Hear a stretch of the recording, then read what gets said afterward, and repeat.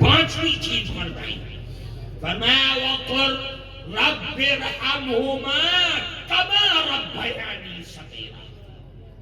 اے جوان، اگر زبان کھولنا تو یہ کہنا اے پروردگار عالم میرے ان بوڑھے ماں باپ پر رحم و کرم فرمائیے جس طریقے سے انہوں نے بچپن میں میرے حال پر رحم فرمایا۔ اس وقت جب میں کھا نہیں سکتا تھا مجھے کھلایا، میں چل نہیں سکتا تھا مجھے چلنا سکھلایا، میں کروٹ نہیں لے سکتا تھا مجھے کروٹیں دلائی، میں سوکھے اور گیلے کپڑوں سے بچ نہیں سکتا تھا، میرے ہر چیز کا انہوں نے خیال کیا بچپن میں۔ آج یہ بوڑھے ہو گئے ہیں، اے اللہ ان کے ساتھ بھی رحم و کرم کا معاملہ۔ یہ قرآن کہہ رہا ہے اللہ کی نعمت ہے ماں اور باپ۔ جن جوانوں نے ماں اور باپ کا دل دکھایا تو یاد رکھ لو انہوں نے اپنے اللہ کی ساری نعمتوں کو اپنے اوپر بند کر دیا، اللہ کو ناراض کر دیا۔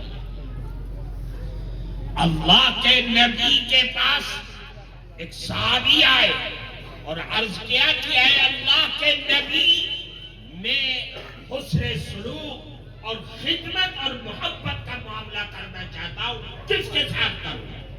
اللہ کے نبی نے فرمایا اپنی ماں کی خدمت کر۔ اور اس کے بعد پھر یہی فرمایا اپنی ماں کی خدمت کر۔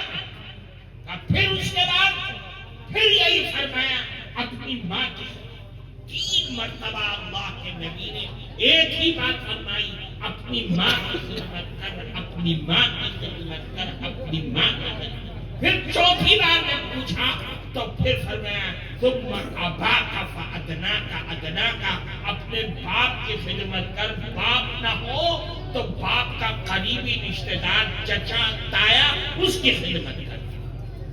اللہ کے نبی نے حکم فرمایا۔ دیکھو اس حدیث میں اللہ کے نبی نے 3 مرتبہ فرمایا ان صحابی کو اپنی ماں کی خدمت کر، ماں کی خدمت کر، ماں کی خدمت کر۔ پھر چوتھی مرتبہ میں فرمایا اپنے باپ کی خدمت کر۔ کیوں؟ سوچ کے دیکھو قرآن کیا کہہ رہا ہے۔